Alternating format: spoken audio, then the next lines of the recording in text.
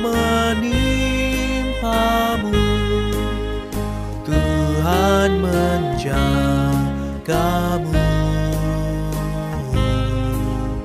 Dengan kasih-Nya pelindungmu. Tuhan menjagamu.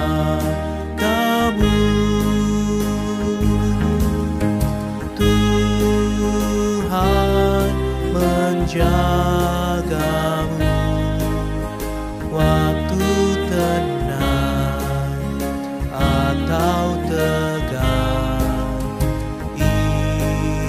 Ia menjagamu. Tuhan menjagamu.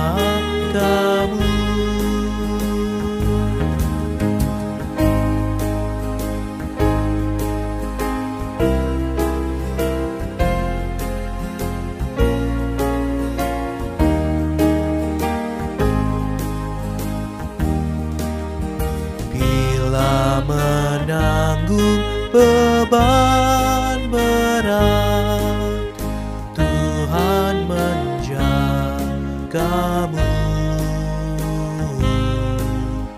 Masa depanmu kelam pekat, Tuhan menjagamu.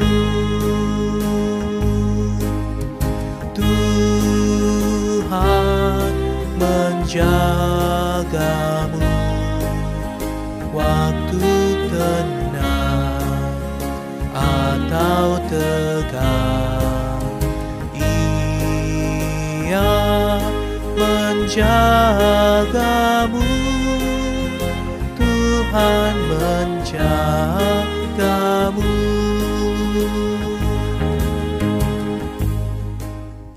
Selamat pagi Bapak Ibu, saudara-saudara yang terkasih. Kembali lagi kita pada pagi hari ini di persekutuan doa pagi GKI Gatot Subroto Purwokerto. Kita sungguh mengucap syukur karena pada pagi hari ini Tuhan memberikan kita kesempatan untuk bersama-sama disapa kembali oleh kebenaran firman Tuhan. Dan sebelum kita bersama-sama akan membaca dan merenungkan bagian dari firman Tuhan, marilah kita bersama-sama mempersiapkan diri kita bersatu di dalam doa. Tuhan, kami sungguh mengucap syukur ketika pada pagi hari ini Tuhan memberikan kami kesempatan untuk bersama-sama kembali disapa oleh kebenaran firman Tuhan. Biarlah kebenaran firman ini yang boleh terus menguatkan langkah kami sebagai anak-anak Tuhan di tempat dan dimanapun Tuhan percayakan kami berada. Terima kasih ya Tuhan, berfirmanlah, kami siap untuk mendengarkan. Amin. Bapak Ibu yang terkasih, firman pada pagi hari ini terambil dari Lukas pasal ke-16, ayatnya yang ke-10 sampai dengan ke-13. Barang siapa setia dalam perkara-perkara kecil, ia setia juga dalam perkara-perkara besar.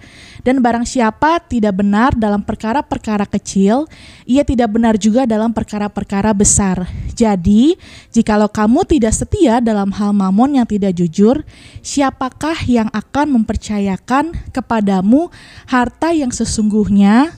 Dan jikalau kamu tidak setia dalam harta orang lain, siapakah yang akan menyerahkan hartamu sendiri kepadamu?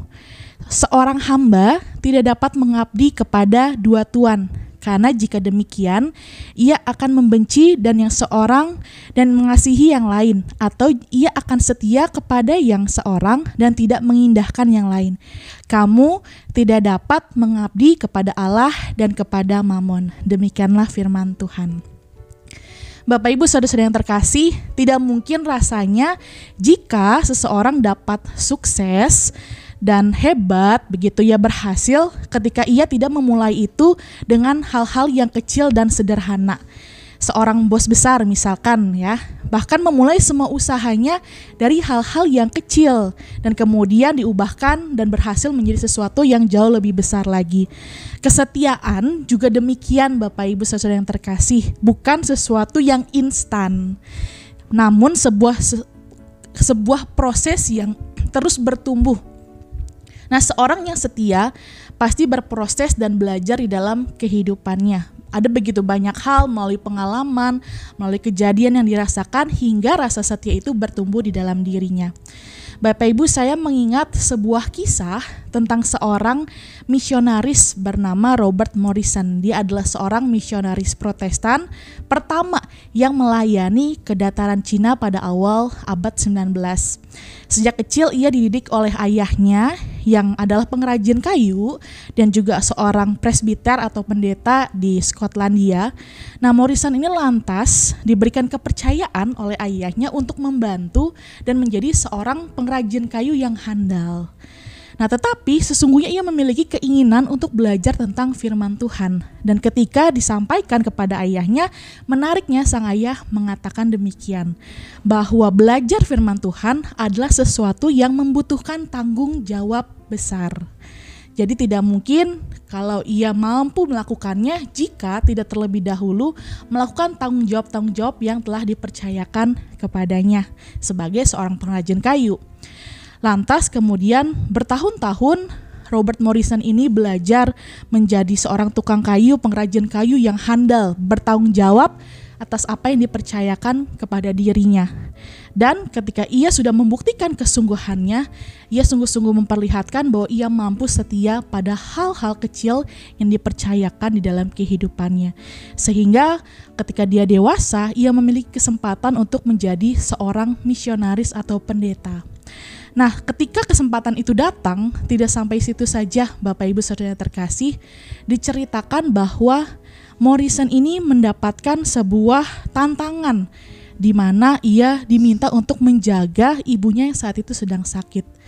Tidak menyerah, ia kemudian membuktikan kesungguhannya untuk melayani Tuhan dengan merawat ibunya sampai akhir kehidupannya. Dan hingga ketika ada kesempatan yang datang bagi dirinya untuk menjadi seorang misionaris, ia kemudian berangkat dan memilih dataran Cina pada waktu itu untuk memberitakan Injil. Pemberitaan Injil yang dilakukan oleh dirinya pun juga menghadapi begitu banyak tantangan begitu. Ketika ada kepercayaan yang lebih besar, maka ada tanggung jawab yang lebih besar. Dan ketika Morrison mengambil tanggung jawab itu, maka ia diperhadapkan dengan situasi di mana ia harus mengemban tanggung jawab sebagai seorang misionaris yang merintis kekristenan di dataran Cina pada waktu itu. Sehingga di dalam kesehariannya dikejar-kejar oleh prajurit kekaisaran Cina, nyawanya menjadi taruhan, kemudian dia merasa kesepian, diasingkan. Itulah adalah bagian dari kepercayaan yang diberikan dan menjadi tanggung jawab dari dirinya. Nah, Bapak Ibu, kita melihat bahwa apa yang menjadi kesetiaan yang ada di dalam diri Morrison ini membuahkan sesuatu yang luar biasa. Literasi bahasa Cina begitu, bahasa Mandarin kemudian masuk dan juga ada Alkitab bahasa Cina yang kemudian bisa diterjemahkan dan hadir dalam lingkungan masyarakat. Bahwa kesetiaan yang ada di dalam diri Robert Morrison dipupuk sedari kecil hingga dia dewasa dan menghasilkan dirinya menjadi seorang misionaris yang mampu melayani kurang lebih selama 25 tahun masa pelayanannya. Secara empiris Bapak Ibu, kita sebagai manusia, kita mendapati bahwa kebanyakan manusia atau orang-orang cenderung hanya melihat hasil akhir yang besar dari sebuah prestasi atau pencapaian. Kurang peduli bahkan mengabaikan kesetiaan atau kepercayaan dalam hal-hal yang kecil, dalam perkara-perkara yang kecil.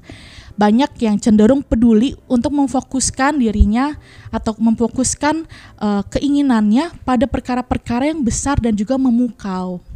Tetapi di dalam pembacaan Injil dan kita pada pagi hari ini dikatakan bahwa Tuhan Yesus mengingatkan para muridnya, orang-orang Farisi dan juga orang banyak pada zaman itu, bahwa kesetiaan dimulai dari hal-hal yang kecil. Bahwa itu adalah sesuatu yang terus berproses dan bertumbuh di dalam diri ketika kita mau untuk terus merawat dan juga memeliharanya. Alkitab menunjukkan bentuk-bentuk kesetiaan dalam perkara-perkara yang kecil sampai dengan perkara yang besar begitu ya. Kita bisa melihat ada begitu banyak.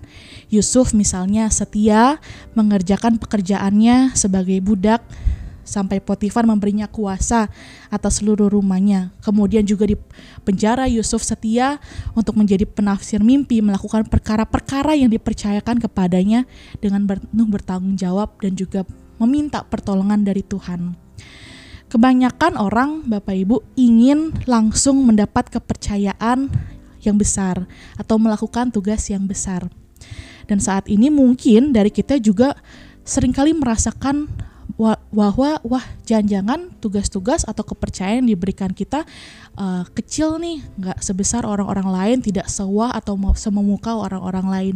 Nah, tetapi pada hari ini Tuhan melihat dan mengingatkan kita bahwa Tuhan juga memperhitungkan kesetiaan kita dari hal terkecil sampai hal terbesar di dalam kehidupan kita. Setia dalam perkara kecil, dan Dia akan mempercayakan hal-hal yang jauh lebih besar di dalam kehidupan kita. Dari Lukas pasal ke-16 ayat ke-10 sampai dengan ke-13, kita bersama-sama bisa melihat dan diajarkan bahwa pertama, barang siapa setia dalam perkara-perkara kecil, ia setia juga dalam perkara-perkara besar. Kesetiaan diuji dan bertumbuh bukan hanya dari hal besar, namun dimulai dari hal-hal kecil, hal-hal yang dekat dengan kehidupan kita, hal-hal yang kita alami setiap hari, hal-hal yang mungkin kita bisa rasakan seringkali dan tidak kita sadari. Dan pertanyaannya, maukah kita setia pada jalan itu, pada jalan yang mungkin tidak enak tapi benar di hadapan Tuhan. Dan ketika misalnya kita melihat ada kecurangan di sekeliling kita, maukah kita tetap setia pada kebenaran Tuhan atau malah jangan-jangan ikut-ikutan? Hal yang kedua, Bapak Ibu saudara terkasih, dikatakan di dalam Lukas pasal ke-16, jika kamu tidak setia dalam hal yang tidak jujur, siapa yang akan mempercayakan kepadamu harta yang sesungguhnya? Kepercayaan menjadi kunci penting dalam kehidupan kita. Dalam setiap aspek apapun, kepercayaan menjadi kunci di dalam kehidupan kita. Ketika kita mampu memperlihatkan bahwa karakter setia itu ada di dalam diri kita, maka orang-orang akan mampu juga mempercayakan kepada kita hal-hal yang patut untuk dipercayakan kepada kita. Masakan Bapak Ibu saudara terkasih mau mempercayakan hal-hal yang kita anggap penting pada seseorang yang dirasa tidak kompeten atau tidak mampu untuk dipercaya? Rasanya kan tidak ya, Bapak Ibu saudara terkasih. Dan hal yang ketiga, bahwa seorang hamba tidak dapat mengabdi kepada dua tuan. Kesetiaan kita dalam melalui perkara hidup dan dalam relasi kita dengan sesama kita adalah hasil dari kesetiaan kita dengan Tuhan. Jika kita setia kepada Tuhan, maka input dan output yang akan hadir di dalam kehidupan kita juga menampakkan siapa yang menjadi teladan di dalam kehidupan kita. Hal yang keempat yang juga diingatkan oleh Lukas pada saat ini adalah kamu memendarkan diri di hadapan orang, tetapi Allah mengetahui hatimu. Kadangkala manusia bisa berpura-pura baik, begitu ya, bisa berpura-pura mampu untuk dipercaya, diberikan tanggung jawab, pura-pura setia, begitu. Tetapi Allah Maha mengetahui hati. Dan pada akhirnya buah dari apa yang kita hidupi yang akan menentukan akan jadi seperti apa kehidupan kita, akan jadi seperti apa relasi kita dengan orang lain, akan jadi seperti apa masa depan kita. Kehidupan yang penuh kepalsuan atau kehidupan yang penuh dengan kepura-puraan juga akan memperlihatkan hasil akhirnya demikian. Dan kehidupan yang sungguh-sungguh berkenan di dalam Tuhan juga akan memperlihatkan buah yang sungguh-sungguh berkenan di hadapan Tuhan. Menjadi pribadi yang setia adalah pilihan Bapak Ibu bagi kita semua pada saat ini. Tantangannya mungkin akan ada banyak begitu. Tetapi pilihan selalu ada di tangan kita, mau menjadi orang seperti apa. Mau setia atau tidak di dalam kehidupan kita kepada Tuhan sampai akhir. Kiranya Bapak Ibu, Tuhan selalu memampukan kita semua, menolong kita semua untuk setia sampai akhir di dalam kehidupan kita, berjalan bersama-sama dengan Tuhan di dalam perkara-perkara yang kecil maupun besar yang Tuhan percayakan di dalam kehidupan kita. Tuhan Yesus memberkati kita semua. Amin. Mari Bapak Ibu kita bersatu di dalam doa. Tuhan, kami sungguh mengucap syukur ketika pada pagi hari ini Tuhan kembali mengajar kami semua.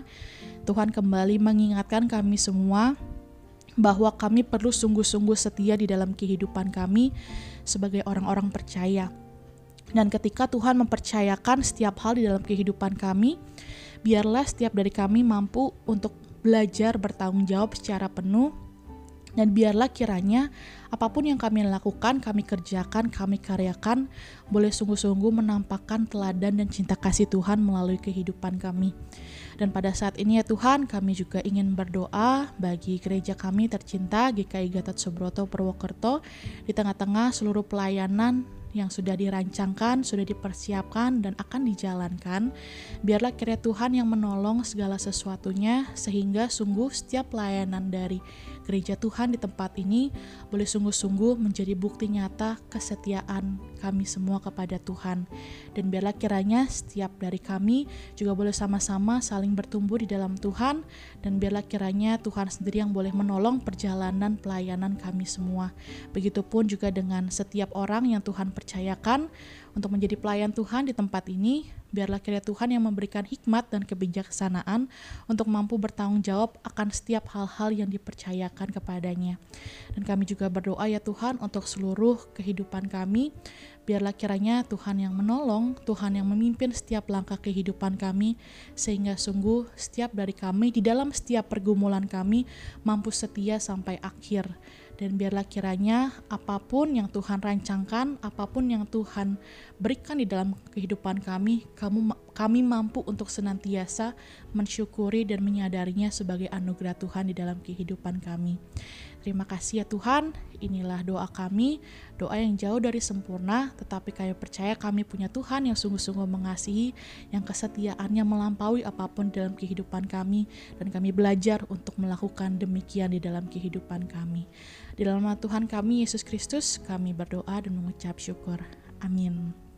Selamat melanjutkan aktivitas Bapak Ibu, Tuhan Yesus memberkati.